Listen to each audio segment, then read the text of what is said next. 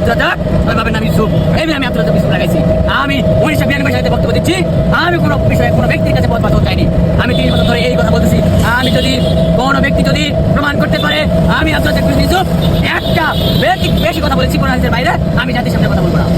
আমি আব্দুল রাজ্জাক ইউসুফ বলতেছি, আমি বড় বড় অফিসার আমাকে ফোন দেয় যে আপনি মামলা করুন। আমি আব্দুল রাজ্জাক ইউসুফের সবচেয়ে বড় ত্যাগ, সবচেয়ে বড় দীক্ষা যে আমি 2টা বিষয়ে কোনো কিছু কম্প্রোমাইজ করবো না। কিন্তু আমি একবার আমি প্রতিশ্রুতি দেবো না যে আমাকে গালি দিয়েছে, একদিক থেকে যে আমার সমালোচনা করেছে। আমি এই জাতিকে এই ছেলে তোমাকে বলছি, তোমাকে আজকে এখানে যদি তোমাকে যদি মুসলমান করে না দিতে পারি, আমি আব্দুল রাজ্জাক ইউসুফ জাতির সামনে কথা বলবো।